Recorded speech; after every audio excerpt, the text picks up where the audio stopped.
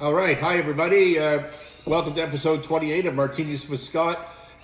Our annual corporate budget's doing more damage than good. Is there a better way to approach this? That's what we're going to discuss today. Episode 28, Martinis with Scott, an in-depth conversation about winning at business, targeted to help business owners, entrepreneurs, management teams. That's probably it. I need to, we haven't done this in 2 months, so I need to refer to my notes as I go through today to remember the opening and closings, apparently. Coming to you today from Fernie, British Columbia in the mountains, where we are renovating our new country home here. And so I apologize for the weird background. There's no furniture, and I did kick the contractors out, so they shouldn't be bothering us with noise. Sorry, Alan. But yeah, anyways, at least I have a table I can sit at now. I haven't the last couple of episodes that I've been out here. That's good. Cheers, everyone. Ooh, that's good. Fernie Distillers vodka. We've talked about that before. I like that. It's a great vodka made locally here at a craft distiller in this little town. Martinis with Scott. Please subscribe if you like us. We're on YouTube. Even if you don't like us, just subscribe anyways. Helps me out a ton. YouTube, Apple Podcasts, Spotify. This is year 2 for us.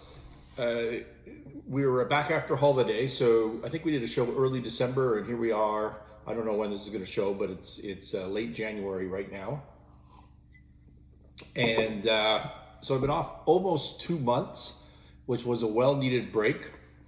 And you know, I started this Martinis with Scott somewhere around mid 2019, and the original idea was to invite an online community in for drinks with a friend of mine, or a business colleague, or an expert or something, so that maybe you could share in the conversation that we have, and it would provide some insight and some advice at winning at business, at doing the sorts of things that we try to do and help others with on a daily basis for a living.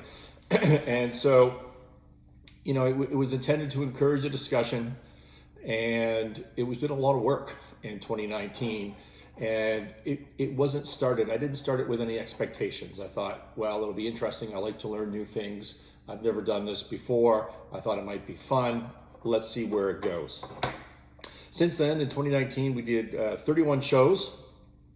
I've had a lot of fun with my guests, ranging from Nashville country artists. Thanks again, Lindsay. Go back and look up that show; it was fantastic. To David Cohen, a national partner at Gowlings in WLG, an international law firm, and runs the insolvency banking practice, or he used to. Don't hold me to his title. It's a rotating thing. Anyways, an outstanding conversation. Craig Boyer, former turnaround guy, underwriter at a bank. A couple of asset-based lenders have been in. Chris Mathers on the investigation cybersecurity side. This is just off the top of my head, but it's been a lot of great guests that I've been able to have conversations with, and I've been able to share with you. That's been tremendous fun for me. What else happened in 2019? We switched from live, which was the original concept, and it just became impractical. Not only from my travel schedule point of view, you know, I couldn't commit to be 4 o'clock Eastern Thursday like every week. It just wasn't working. But also technically, Periscope sucked, and we were losing data.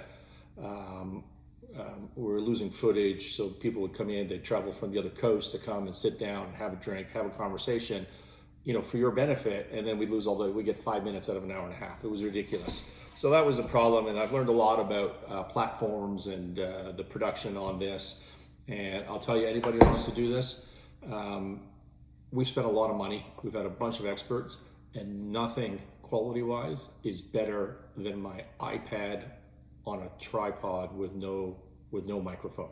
I'm going to try a little wireless microphone soon. I think there's one waiting for me in Toronto. But you know, if you're ever trying this, don't spend the money. Just get a good iPad. It's outstanding. We did one show on the road in 2019. We're gonna try a lot more of that in 2020. All in all, it's been a great experience for me. And although we don't have a huge viewership, the people that do watch it, I've had nothing but 100% positive comments on it, which is terrific. The amount of watch time, even though we're really small because we're new, and I don't know what our growth rate should be and how that should happen, but it's small. But still, the number of hours that people watch this thing amazes me. So thank you very much for that. We have viewers from all over the world. I get emails from South America, from Europe, people with a question, people looking for help on whatever. I had one the other day from somebody in South America, I think it was, looking for an intern position in Canada. So it's just cool. It's cool that we have an influence in different places in the world. And all in all, it's been a good experience. So I spent some time the last 2 months thinking about, this was an experiment. Did I like it? Did I not like it? Is it useful? And the bottom line is we're going to give it another go for 2020. And I think we're going to find it gets bigger and better than it was in 2019. At least that's the plan. I want to put a special thank you out to Olga, who has co-hosted on a bunch of these. Olga's with Sinclair Range, which is my firm. She basically runs the place when I'm away, but she's been terrific as a co-host on these shows, and is the only person I can possibly think of who would make doing a show about spreadsheeting interesting. I certainly couldn't have pulled that off myself. Ashley, who when we are in Toronto is making the drinks and doing the production work and listening to make sure everything's going properly and does all the bookings and the room organized. Again, with Sinclair Range. Fawad, our designer, if you like those, Fawad's going to kill me because I don't know what they're called, but whatever the graphics are, when you look at the YouTube side, that was all Fawad. And whenever we have a panic, when the system crashes, when I end up with 2 or 3 different cuts of something, he's the guy that fixes all of that for us. We had a bunch of YouTube, we were recording straight to YouTube, and it used to crash all the time, or we had bad internet connection, and Fawad's been available 24 hours a day, more or less, to fix that stuff when we were in a crazy panic. And to Ethan was late to the team in 2019, but he might be the only guy who knows what he's doing. He came out of a university with some podcasts and classes. He has a real media degree of some sort, but good guy and really helpful, and has been available. And when we've recorded in 2019 some seminars. So we hosted a conference, and I spoke at somebody else's seminar, and Ethan came on the road with me and videoed those whole shows, and did a great job at it. So good guy, I like him a lot, and welcome to the team, Ethan, and thank you for your help in 2019. All right, let's get on with the content of today, which is corporate budgets, annual corporate budgets. It is the season to be thinking about corporate budgets. Now, if you have a December 31 year end, maybe we're late. It's January 30th as I sit here today. And you should have been done this in early December, but I'm willing to bet 75% of companies were not done this in early December, that the process is ongoing. And so it's relevant, and I jotted this down as the next topic for a show because I was doing this with a client in the fall and really into January, and so it's fresh on my mind. And I think that some of the topics that we're going to talk about today are ideas that I implement in the businesses that I own. I pitch them as ideas to clients that we have, and I feel very strongly about them, and I know for a fact that they work. So it's the season for corporate budgeting. Now, remember, as we have this conversation today, that we're not talking about Fortune 50 companies. Our target market here is entrepreneurs, small business owners, mid-market businesses, call it 0 to 200 million in revenue, somewhere broadly in that massive range. And my thoughts about everything are targeted to that size of business, and that's particularly relevant today because some of the approaches I'm going to take here are not standard and not what a lot of you want to hear, and not appropriate for larger public companies. Okay, but for mid-sized business and smaller, that is targeting or requires high growth. If you're doing well, but you're in a high growth sector and you want to double, get 30% growth, 50% growth, 100% growth next year. If you're a turnaround and you can't afford to not have growth in terms of earnings and cash flow, at least, in other words, turn the thing around now. You can't drag this out over 5 years. If that's the kind of company you are, if you just need to succeed, if you need to win at business, that's what this thinking is for. Okay, so what is the purpose of a annual budget? And I think what you would hear most commonly, and what I think is true, is that it's intended to be a business plan expressed in numbers. So it's not a written out business plan with this, we're going to do this and that, but after the thinking is done, it's put into numbers and it's used as, I'm going to say, as a budget. I'm going to define the word with the word, which is great podcasting, I understand. You're putting a static set of numbers down, and then you're monitoring your performance, usually month after month, and creating a variance. And that's what you're doing with your budget, and that's the purpose of it. And you can do a budget for anything, right? So if you think about it, you may have a household budget. If you're a student, you have a student budget, you have a household budget, you have so much income coming in, you have so much expenses, therefore I can buy so much pizza, or have so much for entertainment, or this is what I need to do to save for the kids' education or to go on a holiday. And you have a personal budget, the net effect of which is you're thinking a lot about capital allocation. Where's my money coming from and what am I doing with it? Or go to the other extreme. Go to the largest company you can possibly think of. Go to Amazon or Apple or any other massive company. You've got offices all over the place. You have thousands of employees or tens of thousands of employees. You have subsidiaries in different states and different provinces, different countries all over the world. You have manufacturing, some of it, you're vertically integrated quite often. You have a lot of different things going on. Now imagine you are the CEO or CFO of that organization, and you have a responsibility to your stakeholders, your board of directors, your shareholders, if you're publicly traded, all that sort of stuff, or even if you're private equity owned. You have a responsibility to estimate your earnings, in particular, not so much your cash flow. In those companies, you're not worried about that too much because they're successful, but to estimate your earnings quarter over quarter, and you need to be more or less right. So what do you do to do that? Well, the answer is budget. The answer is you go to every one of those offices, every one of those subsidiaries, every one of those divisions, every one of those places in the states and the provinces and all over the world, and you ask for a budget. And you ask for a budget within a template. And then you bring those templates and you consolidate them together into a master budget. And then you tell those offices and subsidiaries and divisions and places all over the world that they damn well better stick to their budget, because if they don't, it screws up your entire consolidated model. And you don't want that, because you're signing off on it and you're getting out in the public and you're telling them, this is what we're going to do.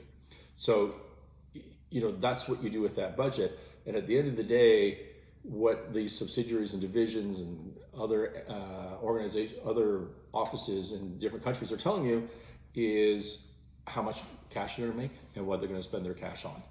That's kind of the bottom line. So just like your personal budget, it comes back to capital allocation. So how does in my mind, there's a million purposes for a budget, but in my mind, that's the primary purpose. I'll tell you another purpose is reporting to external stakeholders like a bank. We go through this process a lot. Company has a lender has a rep or a covenant and a loan agreement that you have to provide a budget. So you provide a budget.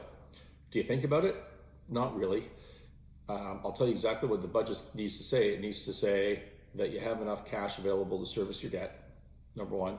And number two is you're going to make it as low as you possibly can, yet achieve that within the budget. Because where's the benefit in putting an aggressive budget to your lender in this scenario, and then if you go sideways on this thing 6 months down the road, you've shot yourself in the foot. So no one's ever going to do that. The lender knows that as well. It's just part of the process that they're going through. So, it helps them look for direction, but really it's just kind of useless because it's manipulated from the beginning. We're going to talk about that more as we go forward here. So how does this all benefit your business? And again, your business defined as a mid-market, smaller business, any business that needs or is expecting high growth, that really wants to move quickly and grow fast. And the answer is it doesn't. It's a completely useless tool for doing that. Why? Because I described budgets for households and for massive corporations. Well, what do those two things have in common? The answer is stability, right? In your household, your income isn't going to change very much. Very often, you get your 3% raise or your 5% raise or whatever it is as you go through your career. Maybe your partner gets a job. Maybe your partner decides to, look after the home and the kids so they don't have a job. So you have those kind of swings, but there's a lot of stability in the budgeting, in your life, in reality, which makes budgeting pretty easy. And although it's a painful exercise, but mathematically it's pretty easy and useful potentially. Large corporations, the same thing. You think about Apple, you think about Amazon. There's lots of growth there, but define lots of growth. I mean, they're not growing by 50% a year top line or 100% a year top line. None of that's going on. So a reference to a prior period to use to project this period makes some sense. But if you are with a company and it's a turnaround, so last year you lost $5 million and you're out of money. And this year you just have to make money or you're going to go bankrupt. Does it make any sense to you at all to look at the lost year of $5 million on a line by line basis and say, okay, how can I do a little bit better on this line? How can I do a little bit better on that line? That doesn't make any sense because you're not stable. You just don't have the stability. And so a static model, which starts with a loser year as its base, is the wrong way to go. Okay. So if you want to change a lot and you want to change fast, static budgets are useless, but they're worse than useless. I think they're damaging. And here's why they're damaging. First, you spend an incredible number of hours cranking through numbers to develop that budget to begin with. A lot of hours and a lot of angst, a lot of stress, and you come up with a tool that, in my experience, 70, 80, 90% of the time, you never look at again, unless you're sending it to the bank. But you're probably not going to look at that tool again, and then you're going to bring it up again next year, and then you're going to go, wow, I really missed that. I'm not sure what happened there. And you go, well, I'm going to do a better job of budgeting this year, right? So you've spent a bunch of hours into something that really doesn't help you at all. And I recall a study years ago that indicated that the budget process and monitoring of the budget in large Fortune 500 companies takes about 30% of the annual time of management. Can you imagine? 30% of management time. On average, for every $1 billion of revenue, again, this is an old study, but I don't think it's changed. For every $1 billion of revenue, a company spends 25,000 person hours on the budget process. 25,000 person hours per $1 billion of revenue. And if you talk to finance people, there was a study I read that 9 out of 10 finance people thinks budgets are useless, and they'd rather spend their time on, quote, something more, actually, let me get the exact quote here, something of greater value, such as supplying managers with information they need to make decisions. I'm a financial person. I'm an accountant by trade. I can tell you that is code for, I spend so much time screwing around on this useless thing that I don't even give good data to my line people so they can make good decisions. And that's what budgets do. The other thing that's bad about them that I think is damaging is that in these mid-market, smaller businesses, you end up going through, well, in every business, you end up going through the motions with a budget. it becomes a self-fulfilling tool to make managers feel like they're undergoing best practices in management. So it's not something that is a means to an end. It's something that's an end of itself. We have to do a budget. Why? Why we just have to do a budget, right? So they become manipulated. They're manipulated in target setting.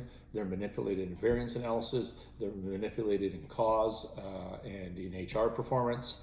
And while we're doing all that, we're ignoring the things that are important, which can really affect change. So not only do I think it's not helpful, I think it's super damaging to the progress of your business. All right, so let's start talking about a typical budgeting process that I would see, why it's a waste of time and accomplishes not much of anything. So let's go into a scenario here. Let's say you're the president of a mid-size manufacturing business. It's year end. You have a December year end and you're looking for high growth expectations. Again, it doesn't matter if we're mid-market here. So let's say you're doing 20 million in revenue. It doesn't matter if you're expecting to grow to 40 million in revenue, if you're expecting to double your profits for whatever. You're in a hot sector, you're in cannabis, you're in, in whatever else, you're in crypto. You're in anything with a high growth attached to it. It could be that, or it could be that last year was so terrible, or the last 3 years have been so terrible, you're a turnaround company, and this is a year that you absolutely need to, you've resolved that you're gonna do what it takes to get from here to there, to become profitable, which is rapid change, okay? Much more so than a normal company. So there's your scenario, you're the president of that, and you start the budgeting process. Now, when do you do that? September, October, November, somewhere in that range, and you go to your CFO and you say, hey, what about that budget? And what you immediately find that I see all the time is that there is no process for a budget that is automatic. In other words, there's no notice, sticker note or whatever on the CFO's wall or the controller's wall that says, oh, October 1, we're starting the budget process. Here's how it's going to go, right? It's always a haphazard, last minute, yeah, the budget, that's a good idea. God, that's going to be a lot of work, but whatever, I need to get into it. That's the type of discussion. And why is that? It's because you are a rapidly changing company. If you were a stable company with stable processes, maybe you would have a stable process for your budget as well, but that's not what you are. You're a fast-moving, rapidly changing company, which by definition means that you don't have processes in place for this sort of stuff, because by the time you're done that, you've moved on to other things. So the conversation starts with, usually with, how do you want to go about it? How do you want to do the budget this year? Last year it didn't work very well. I didn't find it very useful. Do you want to go top down? Do you want to go bottom up? How do you want to go about it? So what does bottom up mean? And bottom up, in my mind, is the cop out of this. Bottom up is basically where you go to the employees and say, tell me what you're going to spend this year on these line items that you're responsible for. Tell me how you're going to perform on these line items that you're responsible for. Now, why would you go to the employees to do that? Because two reasons. Number one is you've convinced yourself that it creates buy-in from the employees that are giving you that information. So if you come to Scott and you say to Scott, hey, you're my sales guy. Last year you did X number of widgets. How many widgets are you going to do this year? And what you're thinking is, I'm gonna give myself enough rope, right? I'm either going to hang myself or I'm going to succeed. Okay, so that's the one reason you do it. And the second reason you do it is because you don't want, because you're bailing out on your responsibilities. Is the bottom line. You don't want to manage this thing. You want everybody to have participation and get different thoughts and inputs into the process. The reality is, in a fast-moving situation, the employees and the line people, the supervisors and the management, everybody with budget responsibility, big or small, They don't know the priorities. Never are their idea of priorities aligned with what needs to be done. Why is that? Because they don't have the same access to information that you do as president. As president, you know that you've got this problem and this opportunity and that opportunity. Your managers don't know all that, right? And you know that you've been pitching stakeholders on a turnaround plan or a high growth plan, and here's how it's going to get done. Well, your managers may not know that. And the worst part is you think they know that sometimes, but they really don't, which is why we go through an HR process where we align what we call annual goals and maintenance goals. And every single time I do that in a troubled company, for example, the goals are never aligned, ever. Presidents, owners are always shocked about what they learn in that process, about what the employees or the managers think their job is compared to the reality of what the president thinks their job is. And so, so for them to create their budget assumes that they know what they're doing and what's important. And I think that's just a bad assumption. And I think it's frankly a lazy way for president in this situation to go about it. And so you go to your key managers and say, here's last year, what's this year going to look like? And what kind of answer are you going to get? If you come to Scott as your sales guy and say, this is what you sold last year in widgets, how many widgets are you going to sell this year? What am I going to think to myself? I'm going to think, well, how low of a number can I get away with without getting in trouble? And I'm going to turn this budget process into a negotiation. And then once I've done that and we've settled on the lowest number that I possibly can get away with, my president now thinks that, I've bought into this, but I really haven't, because I know that it's a negotiation. And then later, when I miss my budget by 50%, what am I going to do about that? And what is my president going to do about that? Well, the answer is I'm going to blame external factors and my president. I'm going to say, these tariffs kicked in and you didn't do anything about it. And I didn't have the authority to go to my customers and say, this is happening and that's happening. And then, management raised the prices. Well, obviously my volumes were off. Why wouldn't my volumes be off? This is entirely your fault. And there's nothing that I could have done about this, right? That's how that discussion is going to go. If you're a plant manager, let's say you're talking about wastage. Well, it's the same sort of thing. I'm going to negotiate as low as I can. And then when I'm off by a substantial margin, 6 months into my 12-month period, I'm going to blame the machinery. I'm going to blame CapEx. I'm going to blame something else in this plant wasn't working the way it was supposed to be working. And, there's nothing, I did a great job apart from that, by the way. And so as the president, where have you ended up? You've ended up nowhere. You got a budget that was a negotiation. It wasn't a plan, right? It wasn't intended to persuade anybody. It wasn't trying to drive the employees to a better level of performance. It was a negotiation. And then there is no scenario where it becomes a useful tool because if you have a negative variance, it's just going to be a silly discussion about all the excuses for having a negative variance. And you're not going to be able to do anything about it, right? And so you can't even really tie it into the HR program and the reward system, because if the employee is going to tell you it's not their fault, it's somebody else's fault, which 100% of the time that's what they're going to do, what do you do with that as a president? So, you could say, I don't believe you, that's just crap, or you could have come talk to me earlier. You can have those sorts of discussions. Then have you demotivated this person for the next time? You might as well fire them at that point. So it's not a healthy conversation or a good way to go.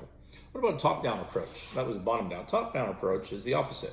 It's I, as the president, I'm going to find you as a person responsible for certain line items, and I'm going to tell you what your goals are. Here's your budget for the year. Do it. So how do you do that? Well, you take the CFO or the controller is going to take the entire general ledger, which could be 100 line items, could be a couple hundred line items. It's a lot of line items, getting down to, paper cups and utilities and, things that If you were really looking at them, you'd be crazily micromanaging things. So you take this entire general ledger and you allocate it to people responsible for budget items. And you say, okay, Mary, you're responsible for everything that's been highlighted here in blue. And, I've put here on a spreadsheet for you every number that you did last year, or maybe you didn't even do it, but this is what we spent last year on these categories and on these GL codes. And now here's your budget for this year. You can spend a little bit more here, you got to spend a lot less there, that sort of thing. You need to go figure out how to do that. And so now you're Mary, who I just gave you all of these GL codes, and I told you what your budget is. Well, what are you going to do? What are you going to do with that information? Well, here's what you're going to do, and this happens 100% of the time. If you think that you can obtain that budget, you're going to say, great, and you're just going to cruise. If you can do that budget in 8% of your workday, that's probably what you're going to do, right? I'm not saying other people don't have work ethics and care about the company and work 24 hours a day regardless. But for the most part, I, as a president, have communicated to you that when you hit that budget, you're good. You're good. So if you receive that information and you think you can hit that budget, well, then you're gonna cruise to doing that. And if you don't hit that, if you think the budget is too aggressive, what are you gonna do about that? Well, the first thing you're gonna do is complain, and then I'm not gonna accept your complaint, so you're stuck with the budget. So then what are you gonna do? Well, you're gonna ignore it. And you're gonna ignore it for 4 months or 6 months, and when the opportunity arises, you're gonna pounce. What's the opportunity? If it's a sales budget and there was tariffs, if I go back to my past example, you're gonna run in and you're gonna say, I can't possibly meet this stupid budget. It's all your fault. These tariffs came through, you've been pushing through increased prices to customers, they're balking, they're buying their products from somebody with a supply chain that doesn't have these new tariffs attached to it, in this example. And I'm gonna blame you, an external factor that is beyond my control. If it's the plant manager and I'm looking at wastage, it's the same thing. You guys didn't invest in this CapEx. I told you this was going to be a problem, and now we're losing all this. We have all this waste, and it's entirely your fault. And you end up in the exact same spot, effectively, from a functional point of view, as if you had done the bottom-up budget. So they both suck. That's kind of the bottom line on that.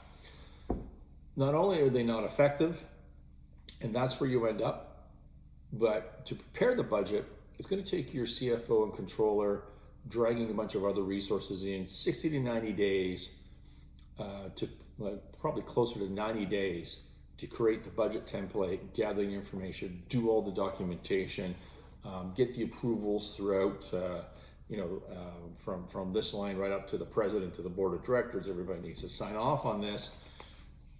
That's 25% of the annual brain space of your CFO and controller for the entire year. And that's all to create something that fails to bring any required change for those of you that are looking to build a high growth business, or that need to build a high growth business in a turnaround. But it's worse than that.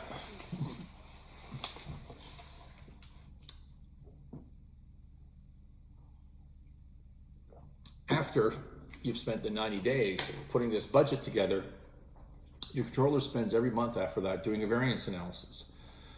I'm going to do a quick shot someday on variance analysis, because one of my pet peeves in business is people doing variance analysis incorrectly.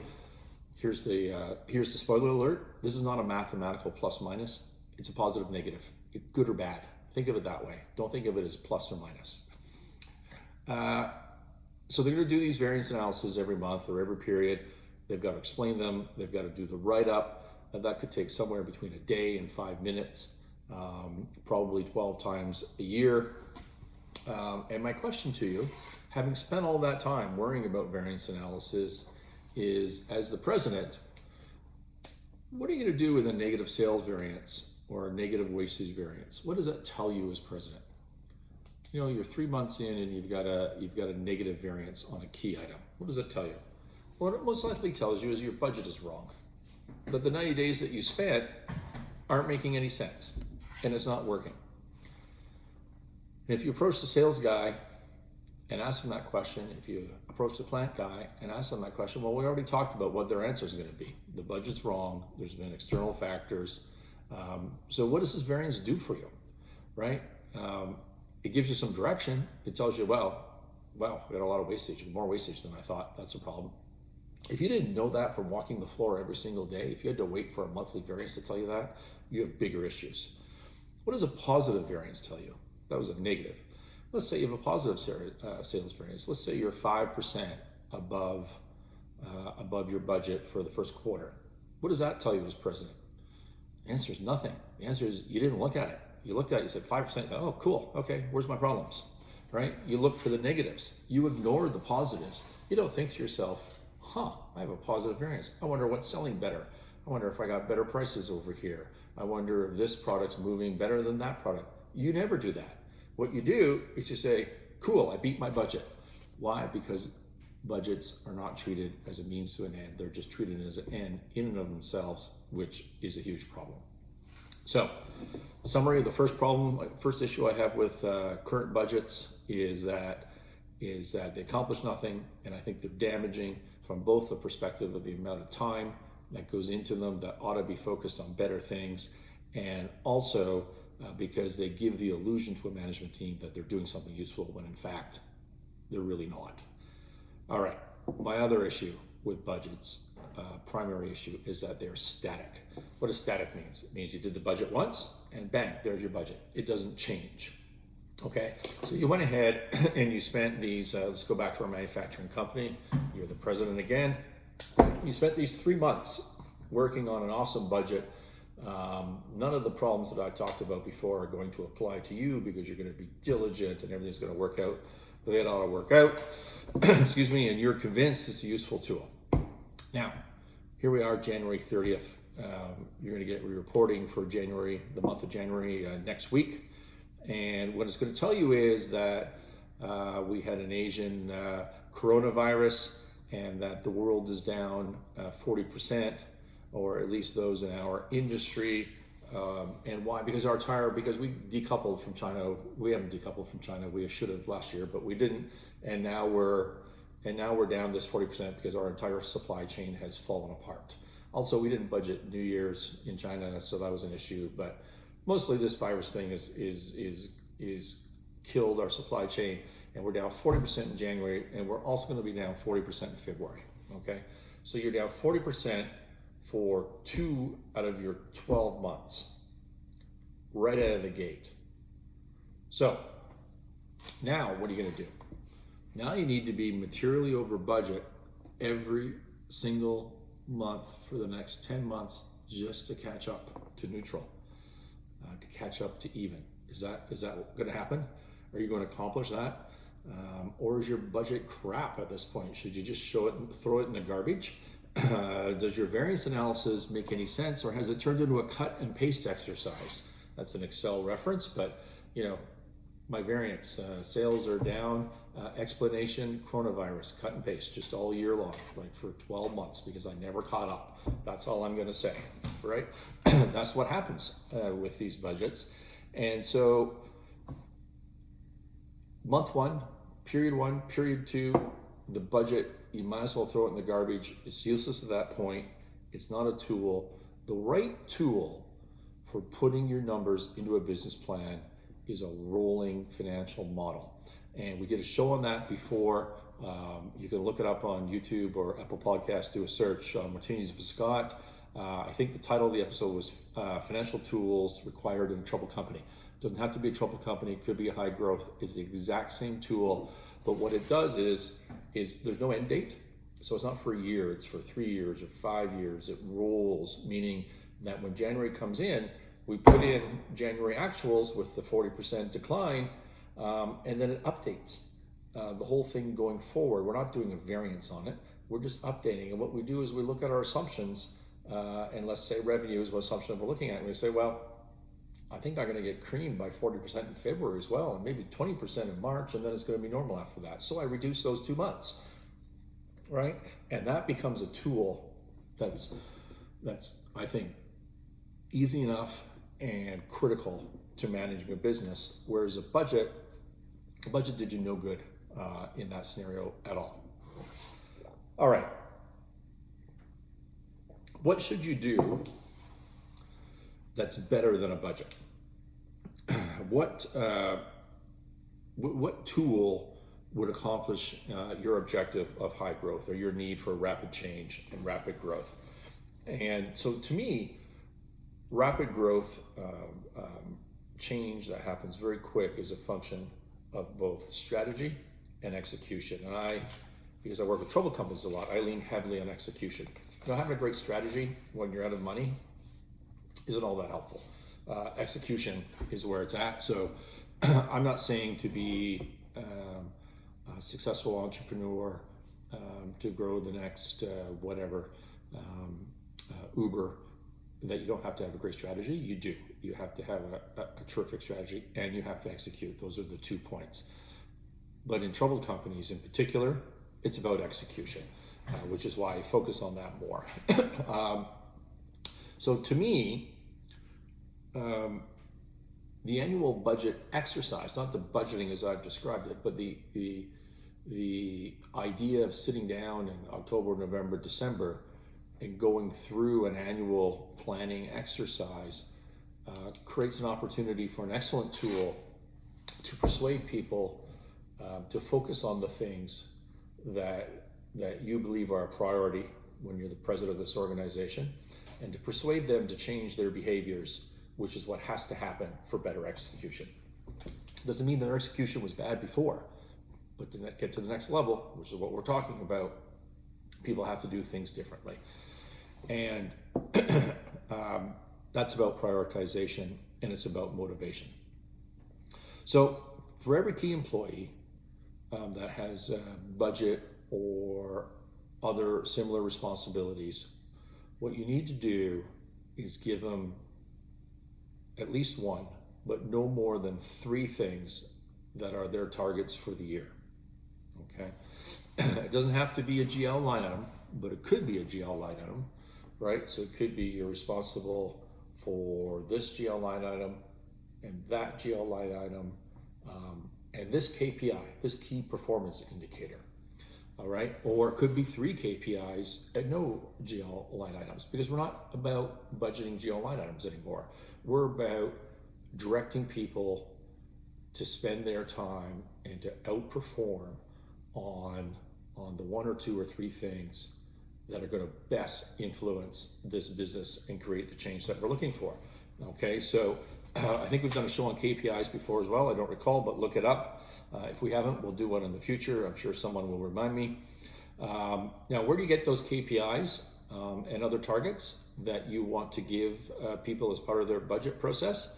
Well, you get them from your rolling model, of course, because when you do your rolling financial model, which we talked about instead of a budget, what you're going to find is in every single business, there's a lot of nuance, there's a lot of complication, but in every business, it always boils down to 3 or 4 or 6 KPIs. And we're talking about a manufacturing firm today, so what are the KPIs? Probably, well, revenue for sure, right? Direct materials percentage for sure, direct labor percentage for sure, maybe freight, maybe direct overhead, but probably not, and fixed administrative overhead, so your non-manufacturing overhead.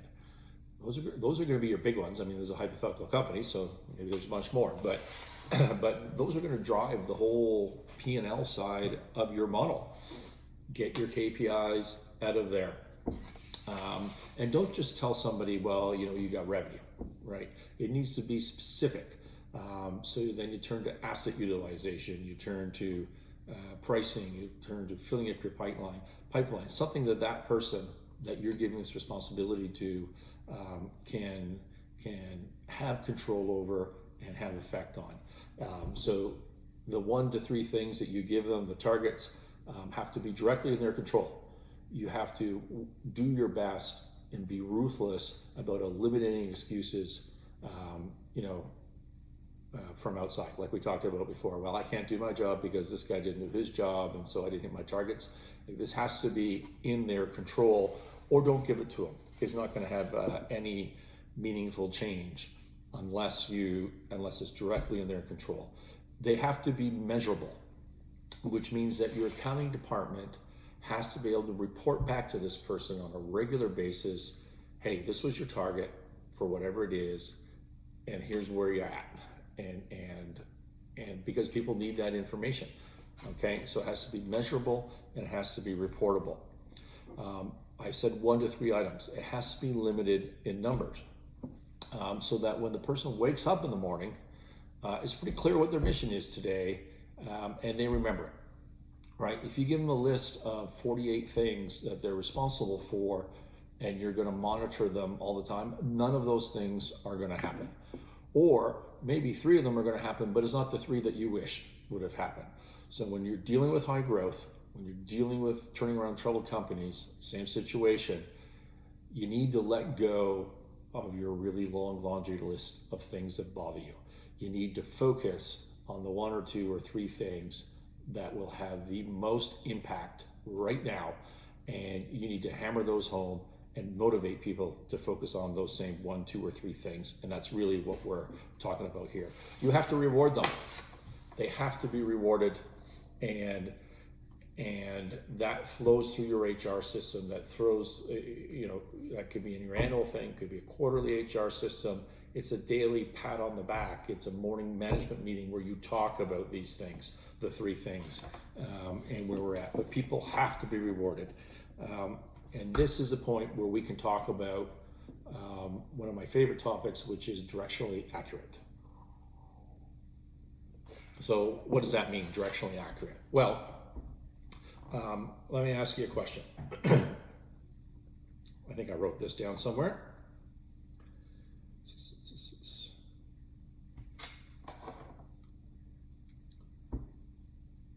Well, maybe I didn't, so I'll make it up.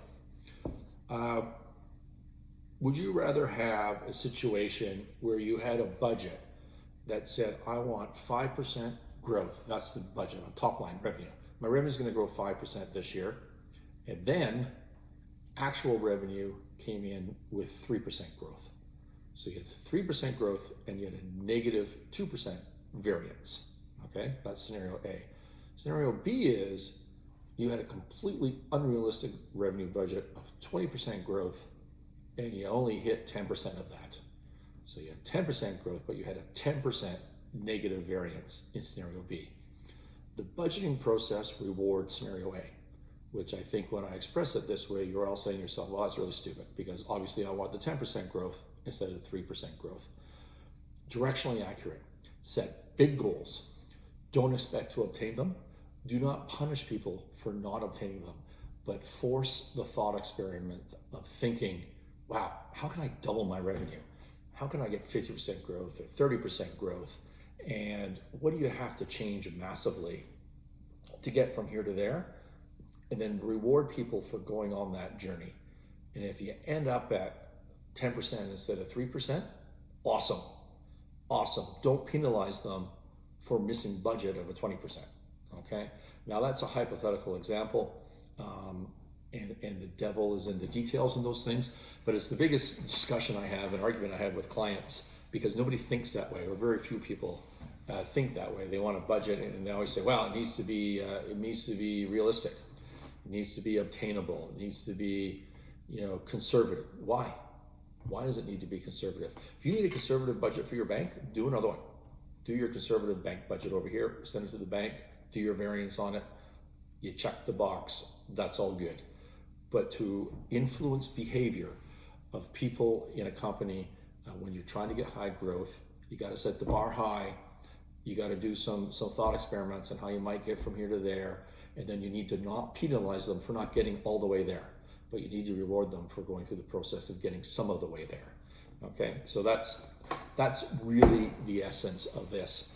I talked about not doing everything at once. I was working recently in 2019 in a manufacturing firm with 200 odd employees, and we went through a budget process. And at the end of the day, the decision makers and the people with budget responsibility, there's like 10 of them, right? It's a small number, and out of those 10, you give them, say, 3 each of these targets, there's 30 different targets, right? That's a lot of change in a year. And yet it's something easy for everybody to focus on. So don't get hung up on your 200 GL line items. That's not going to help you at all. Focus on the game changers. That's what you should be doing in your annual corporate budgeting sessions. So to wrap up, static budgets are terrible. We already talked about that. They ingrain existing behavior. I had a unacceptable year last year, and so why don't I start there? And I just do a little micro improvement on everything. That doesn't make sense. You need to drop that. You need to force yourself in what I call this thought experiment to do twice as good this year. What do I need to change to hit these huge numbers? The right tool for managing your business, to putting a business plan in numbers is not a budget, it's a rolling model. Look that up, we've done a show on it. What else can I tell you here? I think that's it. Those are the points that I wanted to make. Good luck with your budgeting process if you haven't finished it already. Take these thoughts under consideration. They need to be applied to your organization. They need to be custom. There's no one size fits all with this. And whatever you do, tie this into your HR system. Rewards are huge. You don't affect behavior without a reward system. And that, if I could start my phone, I would put the closing music on here. You can see how out of touch I am, out of practice I am on doing these things. You can reach me at the Sinclair Range website, SINCLAIRRANGE.com, sinclairrange.com. You can reach out to Ashley, who you guys probably know from prior shows, or leave a comment on the YouTube here and somebody will pick it up. Please subscribe, YouTube, Apple Podcasts, Spotify. Thank you so much. I'm excited to get back into the swing of things for 2020. And there you go. Enjoy your evening.